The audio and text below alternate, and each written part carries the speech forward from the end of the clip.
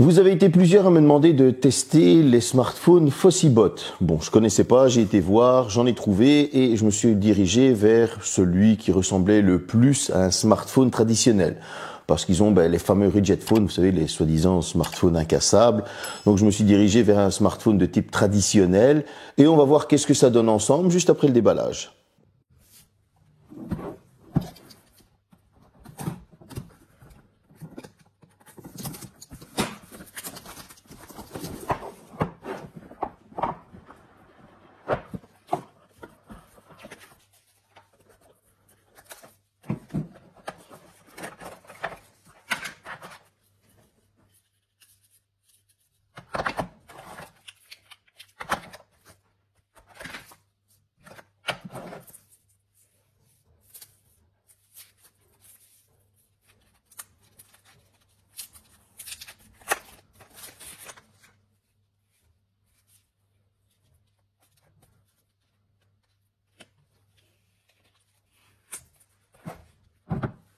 À première vue, cette boîte était assez sympa. On a ouvert. Bon, à l'intérieur, c'est un petit peu cheap, hein, ce plastique qui vient accueillir les différents éléments à l'intérieur de la boîte. On retrouve le chargeur de 18 watts, ça c'est important. On retrouve une coque. On va retrouver le fameux smartphone.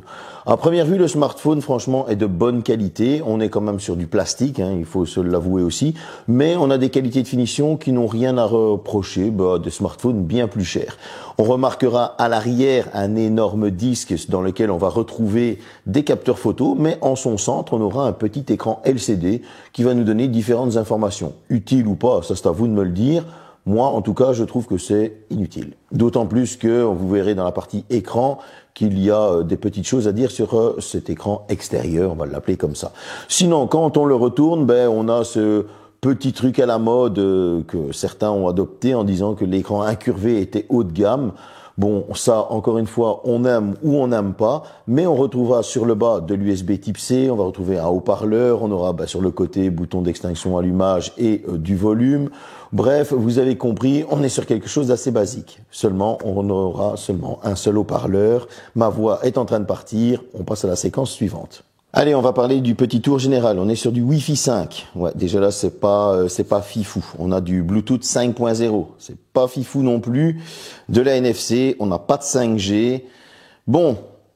Là, ça commence à faire un petit peu beaucoup. Pourquoi? Parce qu'on est quand même à un tarif de 270 €, hein, 269 précisément, 99, 269,99. Et ça fait un petit peu chéro pour ce genre de choses. On a un lecteur d'empreintes sous écran. Bon, le Bluetooth, bien qu'il n'est en 5.0, je n'ai pas ressenti de déconnexion ou de soucis avec le Bluetooth. J'avais une portée qui était de plus ou moins 10 mètres, c'est assez correct, il n'y avait pas de grésillement. Le Wi-Fi, on avait de très bons débits, que ce soit en téléchargement ou en envoi, donc là aussi c'était correct. Mais ce sont des concessions qui, à l'heure actuelle, surtout pas des tarifs comme ça, d'autres marques vont vous offrir beaucoup mieux. Et ça, est-ce pardonnable? C'est à vous de me le dire dans les commentaires. Moi, en tout cas, pas trop. Ça, c'est mon avis. Et puis, si on continue, on a de la 4G. On n'a pas de 5G. Bon. La communication en elle-même n'est pas mauvaise, mais la personne m'a dit, oui, mais j'entends quand même pas mal les bruits environnants. Bien que ma voix on l'entendait bien, on entendait aussi ce qui se passait autour de moi. Cependant, la personne à l'autre bout du fil avait un S24 Ultra et j'entendais très bien sa voix, il n'y avait pas de souci. Au niveau de la captation des réseaux, là, ça pose un petit peu souci parce que ça ne prend que la 4G. Et moi, j'ai remarqué que la 4G, on la capte de moins en moins bien. Et là, on se retrouve à quelque chose. Alors oui, par rapport à un iPhone 16 que j'ai bloqué sur la 4G, c'était exactement la même chose. Mais voilà, vous êtes limité à la 4G.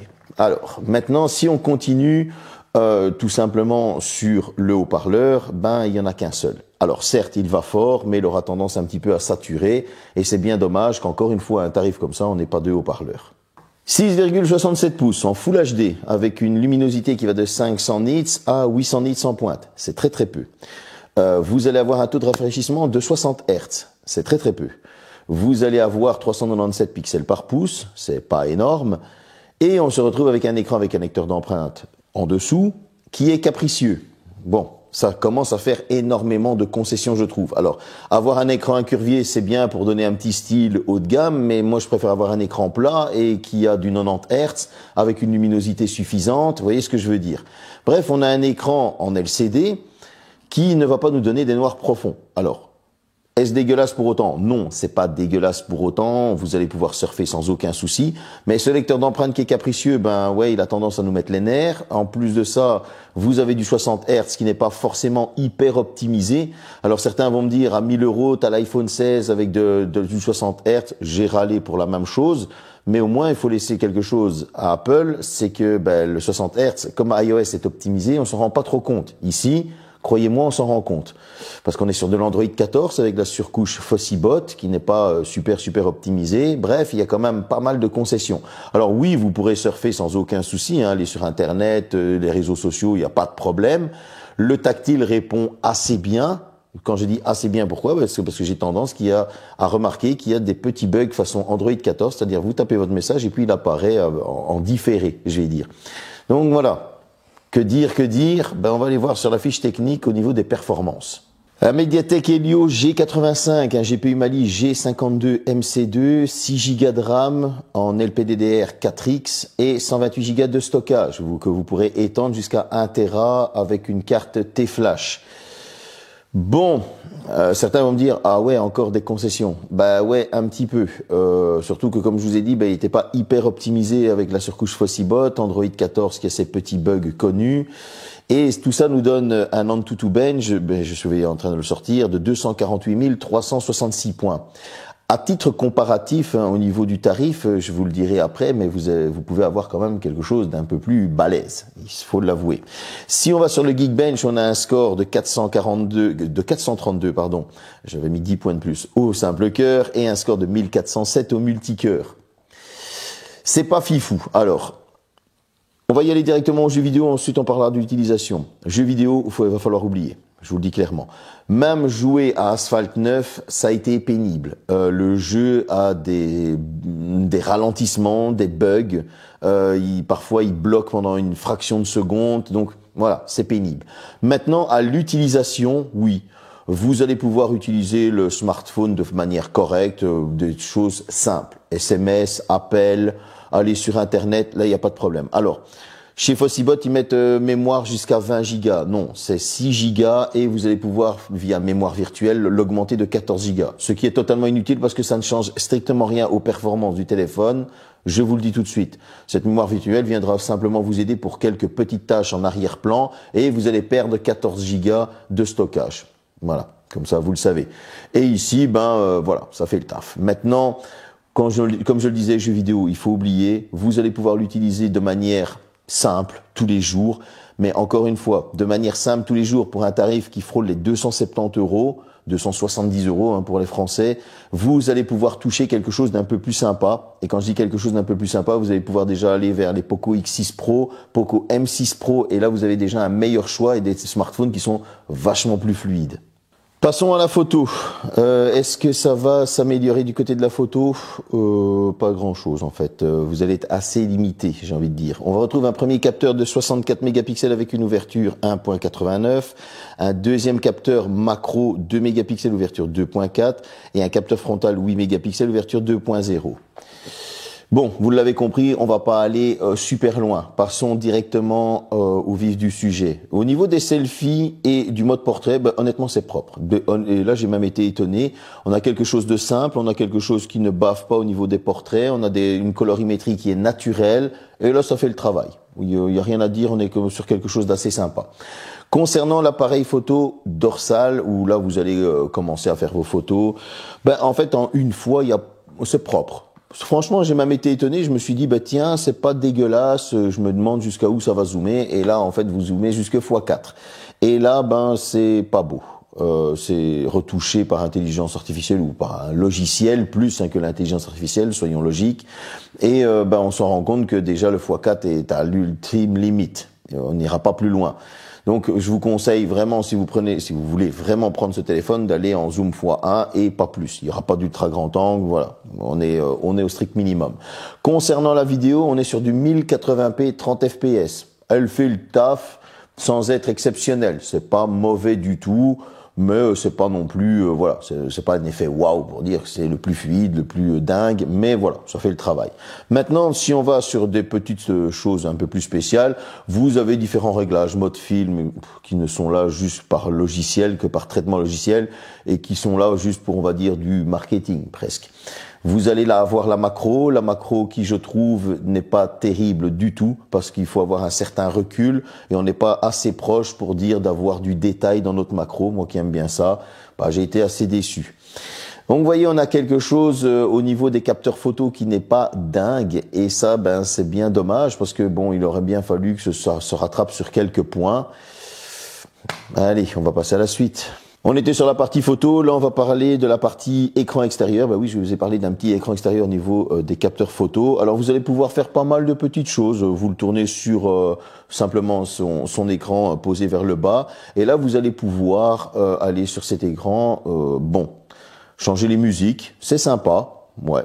La boussole, je vois pas l'intérêt. La météo, ça vous affiche la météo et vous allez pouvoir afficher quelques notifications aussi. Ça c'est sympa. Je veux dire, il est de dos et vous pouvez afficher les notifications, mais c'est pas hyper fluide. Je veux dire, quand vous allez vouloir changer, switcher, parce que ça switch gauche-droite pour aller dans cet écran extérieur, c'est pas super fluide et ça c'est dommage. Encore une fois, il y a des ralentissements et autres. Et puis ne vous attendez pas à une résolution en Full HD. On est sur de la HD, voire un peu moins parce que c'est pas dingue non plus.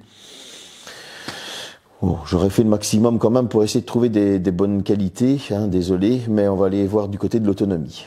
Une batterie de 5000 mAh, une charge rapide qui n'est pas rapide de 18 watts, il faudra 1h44 minutes pour le charger. C'est juste hyper long, surtout quand on voit ce que la concurrence peut vous offrir pour le même tarif.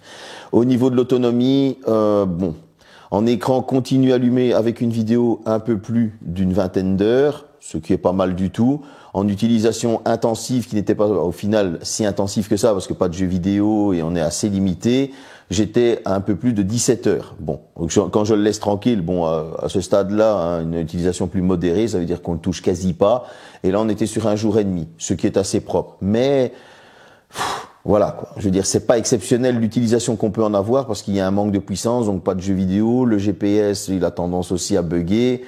C'était pas fifou. Et on est, comme je l'ai dit, on est sur de l'Android 14. Je vais compléter ça pour avoir un peu plus de choses à dire dans la partie autonomie. Android 14, toujours pas d'Android 15, une surcouche qui n'est pas tip top et qui a une tendance à consommer. Et c'est bien dommage qu'on n'ait pas pu exploiter plus ce téléphone. Surtout que quand on est une petite marque, normalement on est censé montrer ce qu'on sait faire. Bon, je l'ai dit dans la vidéo, on est sur 270 €, 270 €. Et à ce tarif-là, la concurrence, elle est rude, parce qu'on a les fameux Poco qui sont là, qui vont déjà nous offrir pas mal de choses. On va avoir aussi du Motorola qui est juste là aussi.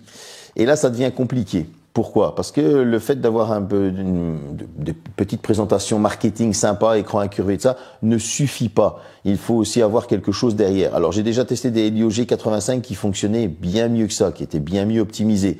Peut-être, vous allez me dire, avec une mise à jour, ça va être optimisé, mais la fiche technique reste la même. Bluetooth 5.0, Wi-Fi 5, du 60 Hz, et là, ça commence à devenir un peu long, cette liste on va dire, de concessions, 18 watts au niveau de la charge, la partie photo qui n'est pas ouf, je veux dire, voilà, ça fait trop de concessions pour 270 €, 270 €.